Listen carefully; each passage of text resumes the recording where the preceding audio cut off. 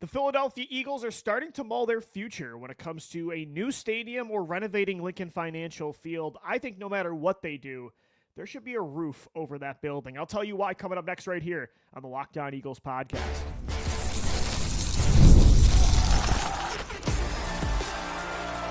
You are Locked On Eagles, your daily Philadelphia Eagles podcast. Part of the Locked On Podcast Network, your team every day. We thank you so much for making Locked On Eagles your first listen each and every day. Welcome into this Friday edition of the show. I'm your host, Lurie DiBiase. Today's episode is brought to you by Gametime. Download the Gametime app, create an account, use our code LOCKEDONNFL for $20 off your first purchase. For anybody out there celebrating today, happy 4th of July. It's one of my favorite holidays of the year just because of the food. Like, I'm a backyard food kind of guy. Like, barbecue, that's my go-to. The sides, mac and potato salad. Like, this is my kind of year. Big summer guy. Hope you guys are enjoying the day. Hopefully you're listening to the show, grilling it up, or on the beach, wherever you are. Thanks so much for making us a part of your day each and every day. So we got into this a little bit on our squad show on Thursday, and I wanted to elaborate more on my stance on the Eagles stadium future. The Eagles, it sounds like per reports, they are starting to consider and mull the future of Lincoln Financial Field. Like, when their lease is up in 2032 in South Philadelphia at the sports complex, do they want to re-up that lease? Do they want to just run it back with the Linc? It is a 22-year-old stadium, which really isn't that old, but when you compare it to other stadiums in the NFL, crazy enough, it already is one of the oldest stadiums in football, but it's in really good shape. They have done a lot of renovations over the years on it, over the past 10 to 15 years. So do they want to just keep that building? Like, I love the Linc. Like, that to me is what the vet is for a lot of you out there that grew up going to the vet. Like, that's me and the Linc. They've won 2 Super Bowls there. Like, if they knocked it down, it would be really sad. So maybe they just continue to renovate the Linc. Do they put a retractable roof on Lincoln Financial Field, or do they consider just building a whole new, incredible stadium, like a brand new sports complex? Jeffrey Lurie is one of the richest owners in the NFL. The NFL probably would prefer that route if, getting an event like the Super Bowl is a priority. I think that might be the direction they take, but it does sound like they're starting to consider their future with where the Philadelphia Eagles are going to call home their home. 2032. Again, that's when the lease is up. For me, I think no matter what they do, and I think I'm going to be in the minority here, I want a roof over that stadium. I really do. And I think the nice middle ground is to have a retractable roof, because I do think in September, October, it's nice to have outdoor games when it is sunny, when it is warm out. Trust me, I understand the romanticized thought process behind like a snow game. Like, Eagles, Rams, Eagles, Lions in 2013. Like, those are some of the most beautiful games aesthetically, like visually. And it is fun to watch those games, like on TV, at least in my opinion. Like, it is cool to see that football was meant to be played in the elements. I think a lot of fans that go to games on the regular enjoy those kind of unique experiences. So I think most people that are fans of a team in the Northeast, including where I grew up in Buffalo, New York, will say that no, do not put a dome over that stadium. For me, though, I do want it. I want a retractable roof. Like, I want them to have the flexibility of playing outdoor games. But for me, I'm thinking of it in 2 different ways. And it's definitely selfish. But number one, I want the Philadelphia Eagles to win.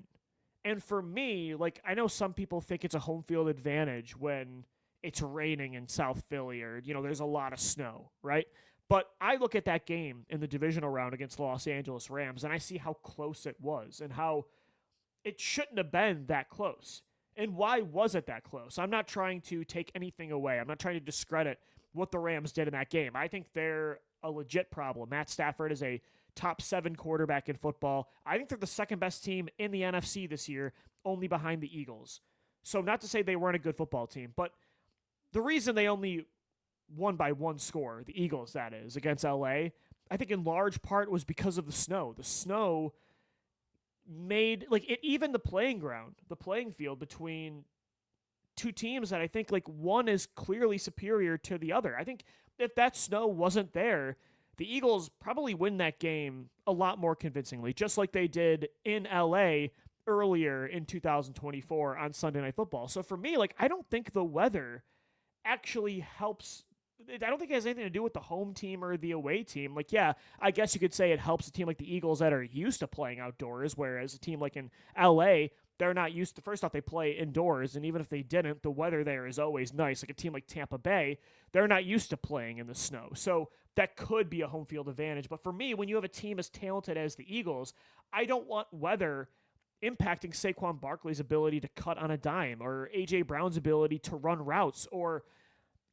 Nolan Smith's ability to get to the quarterback. And his footing will be off in those environments. Like if it's raining, if it's snowing, like I personally, if it's super windy, like obviously in Chicago, we've seen a lot of that. The Fog Bowl, not to go that far back, but like the weather was a huge reason the Eagles in 1988, that's one of the best Eagles teams I think they've ever had in franchise history. They came up short because of the fog. And the Eagles back then had a reputation of choking the playoffs. But so not to give it full blame, but again, like the weather did not help that football team. It allowed I think a worse football team in Chicago to beat Philadelphia. I think the Eagles were going to win that game. So, I think personally, if they are going to renovate the Linc, or if they're going to build a new stadium, I do want to have at least the option of playing indoors. And also, selfishly, I think it's really fun to watch these snow games, these games in the rain, the elements. It's fun to watch them on TV in the comfort of my own home. But I personally don't want to be tailgating all day, being at a game, getting home after. It's a 7 to 8 to 10 hour affair. I don't want to be doing that in 20-degree weather all day. Like, I'm sorry, I don't want to sit on a snowbank. Like, I'm not a big drinker during games. I'm a psycho. I like to analyze and be totally clear-headed, of course, with doing the show after every game as well. So for me, like, in that kind of headspace, no, I don't want to battle through the elements. And I know fans, like, wear it as a badge of honor, as if, like, they're a part of this. Like, they're battling through it with the Eagles. And I do, again, I love that romanticized mindset. I really do. There is a part of me that truly appreciates that. That's why that Eagles-Rams game is one of my favorite games of all time. Like, to watch them overcome the snow and to see Saquon Barkley just take off and, the snow's just flying in the air and he's doing the snow angel on the ground. Like, yeah, that is really cool. It was definitely a special moment. It makes for moments that you never forget. But I'm thinking of it more from a perspective of I want the Eagles to have every advantage as possible to win the game. And selfishly, I personally don't like watching games when it's miserable outside. Also, think about it this way. Jalen Hurts, he's a much better, we don't really talk about this a lot, but Jalen Hurts is such a better passer indoors than he is outdoors. And I think most quarterbacks, you would find that is a consistent theme. But Jalen, I do think consistently, when he's inside, he is a much more efficient passer. So I would put a retractable roof on the Linc or build a brand new stadium. What will Jeffrey Lurie do? I think he's going to build a new stadium. I think it's going to have a roof on it. The NFL gets what they want. Money normally wins in this league. I do think the Eagles want to have a Super Bowl in Philadelphia. It's like one of the only things that they've never really checked off their bucket list, if you will. Like, they've had a draft here. I think they can also have a lot of other awesome events, more flexibility with concerts and soccer and, other sports as well to come to that venue. They can still build this complex in South Philadelphia. So what will they do? I think probably when the lease is up in 2032, they're either going to put a retractable roof option on the Linc, or I do think that they just build a brand new stadium altogether. So that's what I think happens. What would I do? I want a roof over the Linc. I don't want to knock down Lincoln Financial Field. That place has a special place in my heart and a lot of your hearts as well. But I do personally like the option of the Eagles playing indoors. And I just think indoor stadiums are really cool. And there's a lot of creative things you can do with the design of those. More flexibility that I like for an in-game experience. But I feel like after doing the show, looking at YouTube comments, most of you are going to disagree with me. But let me know. Hit us up on X at DiBiase, at Locked On Birds, or let me know on our YouTube community page. Coming up next right here on the Locked On Eagles podcast, I want to talk about rookie safety Andrew Mukuba. It sounds like he was turning heads in OTAs, and Mukuba brings a new element to the safety position that the Eagles haven't had in a while, and I'll tell you why that's going to be so important for 2025. Coming up next right here on the Locked On Eagles podcast. Today's episode of the Locked On Eagles podcast, we are brought to you today by Gametime. Logging on early and waiting forever for concert tickets to go on sale, it's a nightmare, only to lose your spot for a show you've been dying to see. Live music should be about making memories, not dealing with the stress of ticket shopping. That's where Gametime comes in.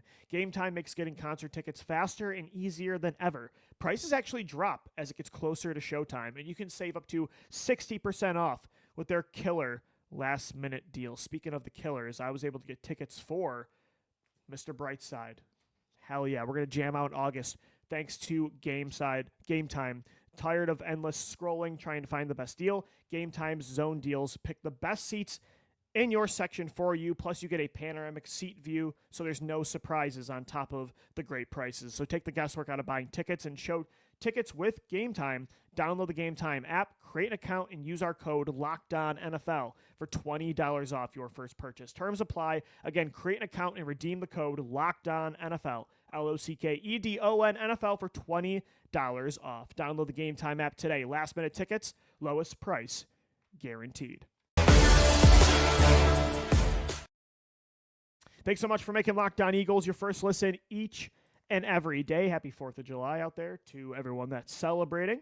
I want to talk today about Andrew Mukuba because obviously you guys have heard me on the show before. I'm really excited about the Texas product that the Eagles took in the second round. The first time they've gone with a safety since 2011. The first time they drafted a safety in the first 2 rounds since they took Jaquan Jarrett out of Temple in the second round of 2011. I think he is one of the most important rookies, one of the most important acquisitions of this offseason because I think he's replacing the biggest departure of the offseason, and that's Chauncey Gardner-Johnson. So I've had that take on the show before, but I also think that he brings a certain element at the safety position to this defense that we really don't have in Reed Blankenship, and we don't have in Sidney Brown, and we didn't have, as much as I love Chauncey Gardner-Johnson, Chauncey wasn't this guy really either. They haven't had a guy that's really strong in man coverage at the safety position since Malcolm Jenkins, right?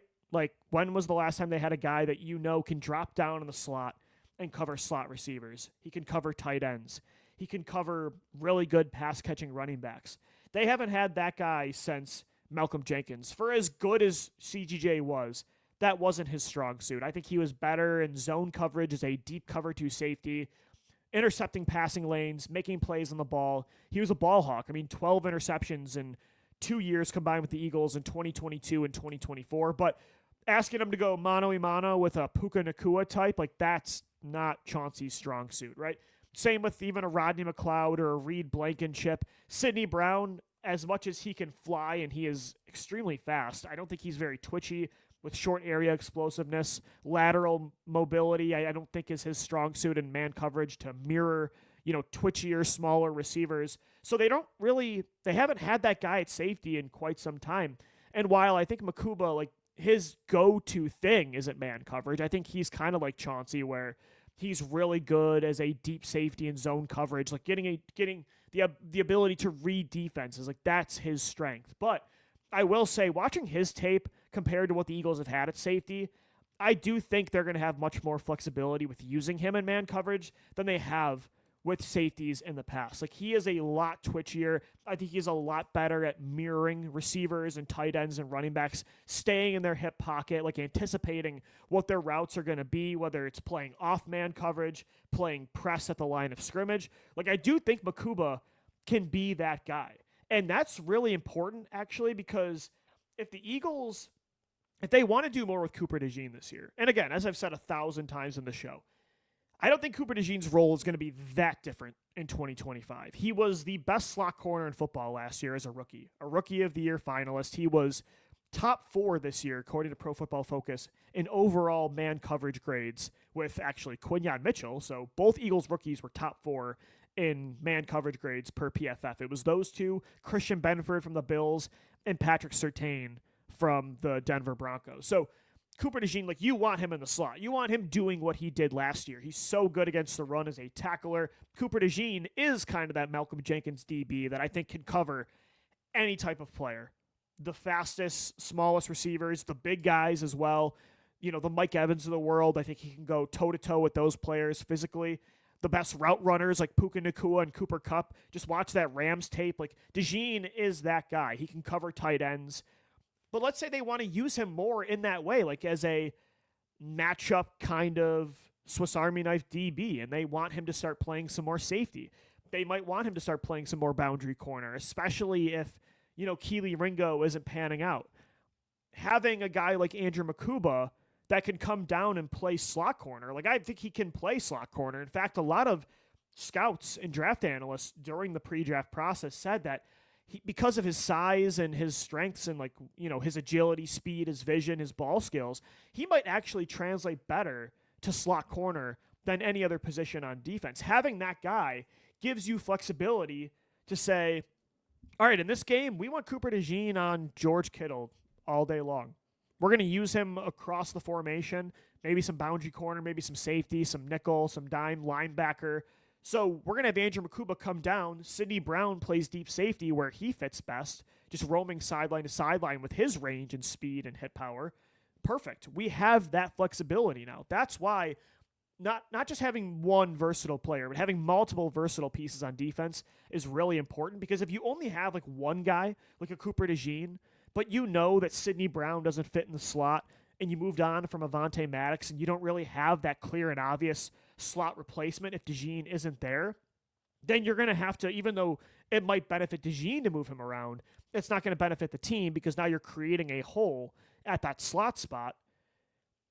That kind of handcuffs you a little bit with what Vic Fangio can do creatively with his scheme this year. So having Mukuba, I think, is really important. And I watched a little bit of his tape this morning out of Texas, and I think, again, there were times that I think he needs to do better with anticipating routes, and I think his technique oftentimes was inconsistent in man coverage, but you could see, like, the good reps were really good. Like, he was really able to mirror routes and stay in guys' hip pocket. He can run with anybody. Like, he is an explosive safety. He's an explosive defensive back. I think he can do it. And again, that really hasn't been something you've had at safety since Malcolm Jenkins. Malcolm Jenkins used to, just go back to and watch the Super Bowl, like Super Bowl 52. He would go one-on-one with James White, Brandon Cooks. Like, he would cover tight ends. Like, Malcolm Jenkins did it all. And it's exciting to think about Mukuba's ceiling, because I think he could also be that guy. And Devontae Smith said it himself at his charity softball event when asked, like, who's turning heads the most before, they took this break during OTAs, like, who was the most impressive defensive player? Devontae didn't know his name, but he said the rookie out of Texas, Andrew Mukuba. Like, Devontae Smith, one of the Eagles' core leaders of this football team that's been with the football team now for 5 years, said that Mukuba, of all the guys, like, he wasn't asked about Mukuba. He said himself, like, that is the player, veterans and rookies combined, that was the most impressive in OTA. So that's exciting to hear. Even though he's splitting first-team reps with Sidney Brown, I think from a snap count perspective, both are going to play. Both are going to have roles. Again, they're going to use, I think, more dime looks in 2025.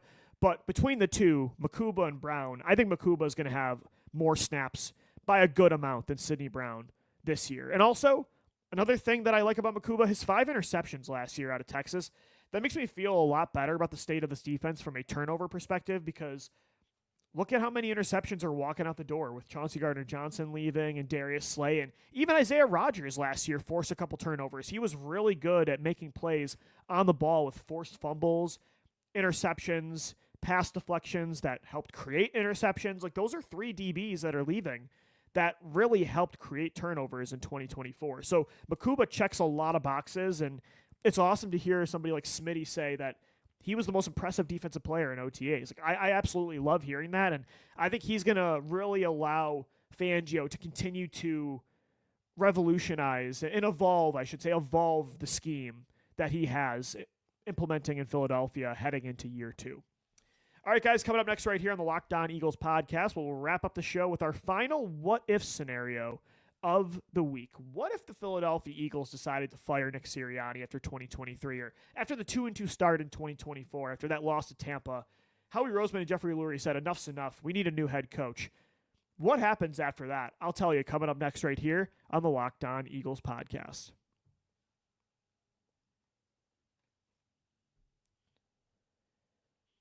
All right, we are wrapping up this 4th of July edition of the Locked On Eagles podcast. Thanks so much for making us your first listen each and every day. Right now, for about another week or two, we have 3 to 4 shows a week where I'm solo hosting, but we do have 2 additional shows. Tuesdays and Thursdays, we go live on YouTube, and they'll be posted after as well on all podcast platforms. Our Locked On Eagles squad show with myself, Jason Martias, Harry Mays, and Mark Farzetta. 3 Philadelphia sports radio legends join me every Tuesday and Thursday for an hour-long show. So on top of the 30-minute shows you get from me every day during the year, you also get those 2 live hour-long shows. So make sure you subscribe to Locked On Eagles on all podcast platforms and on YouTube as well. But until training camp, just a couple weeks, I'll personally, for the solo shows, we're going to be going 3 to 4 a week until camp, and then we're back to Monday through Friday. We're wrapping up this week of shows, and we're wrapping up our What If series. And today I wanted to get into our final question. What if the Philadelphia Eagles said after 2023, after the collapse, and I do think they considered it, what if they said after the 2-2 start this year, after that loss to Tampa Bay, we need a new head coach. Like Nick Sirianni, it's just not working. You know, Jalen Hurts is losing faith in him. Like, we don't want to have another Carson Wentz, Doug Peterson situation on our hands. He doesn't have a good grasp of the offense. Like, it's just a kind of a chaotic wheel of who's calling plays, who's calling the shots with in-game decisions. You know, it's just not working anymore. His message isn't getting through to the team. What if the Eagles said that collapse was very alarming and they wanted to move on? The Eagles are, unprecedented. Like, they are very unique when it comes to how fast they move on, not just from coaches, but quarterbacks. Like, if they believe it's over, even if the guy just won a Super Bowl a couple years ago, they're going to move on. If they don't believe in the guy's vision anymore, they're going to move on. I'm not saying that it would have been the smart decision. Obviously, it wouldn't have been because Sirianni led you to a Super Bowl this year. But what if they listened to Hothead me at the end of last year after that loss to Tampa Bay this year? I personally wanted Sirianni gone. I had lost faith in Sirianni as the head coach. What if they did too? What if they fired him? Like, what happens? Well, I think it's different in the 2 different scenarios. If they fire Nick Sirianni after the 2023 collapse, like after that wild card loss to Tampa Bay, they say, hey, look, like, that's like the biggest collapse a contender has ever had in the history of the NFL. We got to move on. We want a guy that can call plays. We want to make sure that we don't have another Carson Wentz situation on our hands with Jalen Hurts. Like, we want to maximize our franchise quarterback. What do they do? Like, what happens in that scenario? I actually think they do target.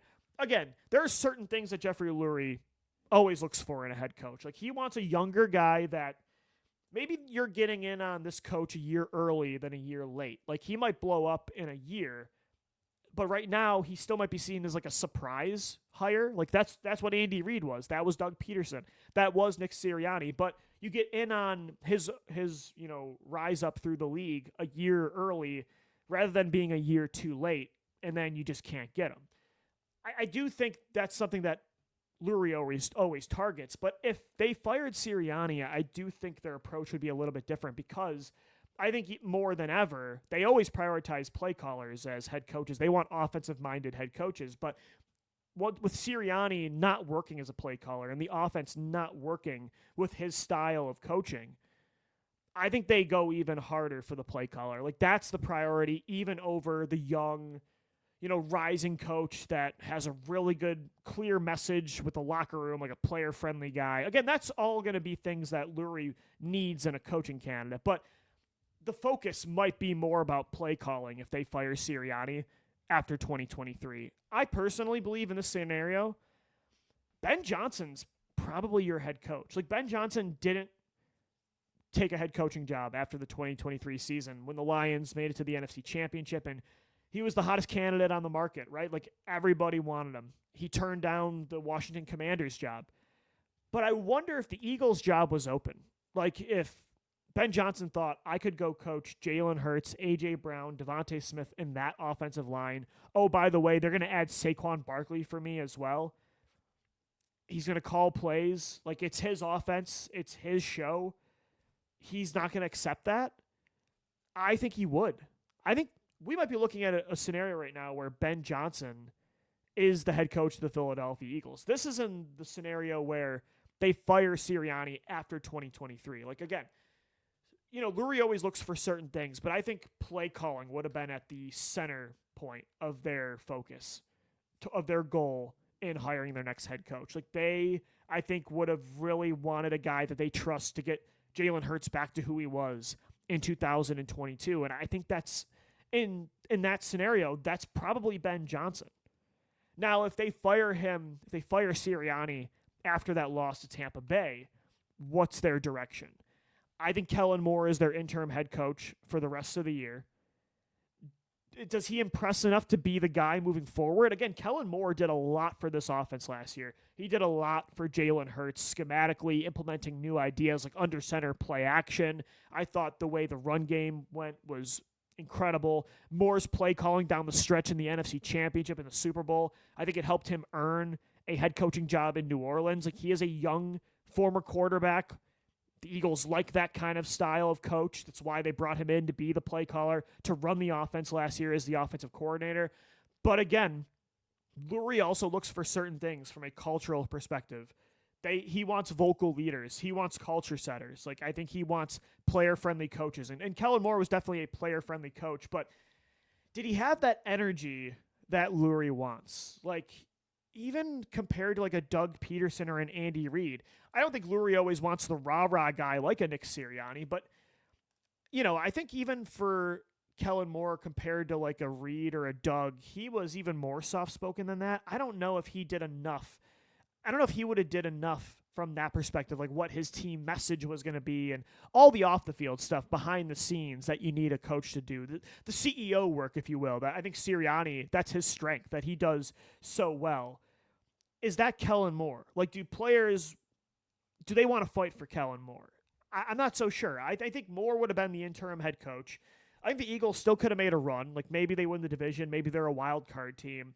But I do think the Eagles probably look elsewhere this offseason, and maybe this year it's Ben Johnson, right? Maybe it's Liam Cohen. Maybe it is Kellen Moore. Maybe they give him a shot. No matter what, though, I do think they were going to go for a strong play caller. Like, I think, and when they hired Sirianni, like, they did anticipate that he was going to call plays. Like, that was a big part of bringing him in. It didn't work out that way, and, it's fine that he's not that guy. They won a Super Bowl regardless. But I do think if Sirianni didn't work out, if they moved on after 2023, they moved on after that Tampa loss, I do think it's all about play calling. And my prediction would have been Ben Johnson either last year or this year ends up getting hired in Philadelphia. I truly believe, because what other jobs are you going to take? I mean, Philadelphia's, with the setup they have, is much more enticing. Even with the, ownership GM dynamic, it's much more enticing than what Washington had at the time, what Chicago has this year. I think Ben Johnson's probably your head coach in Philadelphia, but I'll take Nick Sirianni. He proved me wrong. He's the guy for the job. He's perfect for this city, and they're champions in large part because of Nick Sirianni, whether people nationally believe it or not.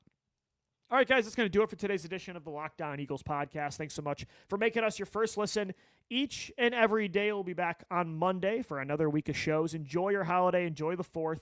Until Monday, thanks so much for downloading, watching, and listening, and let's go Birds. Fly, Eagles, fly.